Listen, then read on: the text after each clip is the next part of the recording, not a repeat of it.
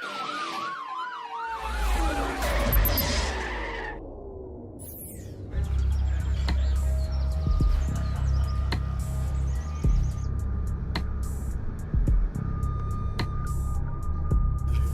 vole, normálne uhni odtiaľ, uhni.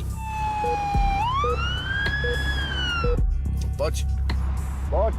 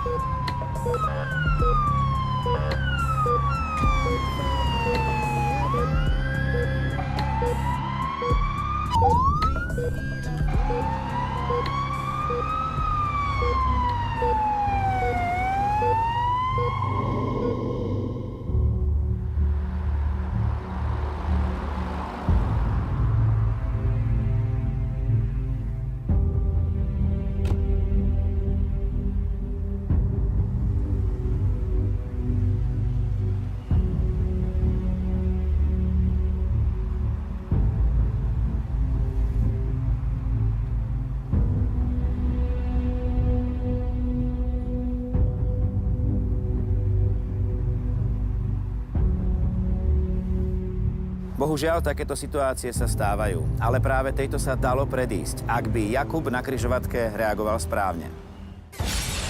Viete odhadnúť, koľko času ste mohli ušetriť, ak by vodiči reagovali správne a uvoľnili vám cestu?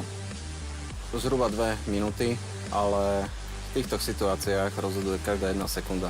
Skúsme ešte raz hodnotiť túto situáciu, ktorú sme dnes zažili spolu na križovatke. Je to teda situácia výnimočná, alebo? Nie, sú to situácie, ktoré sa nám stávajú každý deň.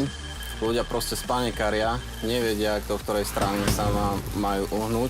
Nedaj Bože, nám ešte vejdú do opačnej strany, nám to len viacej skomplikujú. Stačí vyhodiť smerovku a vodič tej záchranky už sa dokáže prispôsobiť, vie ho obísť a vie sa zariadiť sám. Skúsme teraz prakticky poradiť. Som vodič, počujem sirénu, neviem, odkiaľ prichádza sanitka.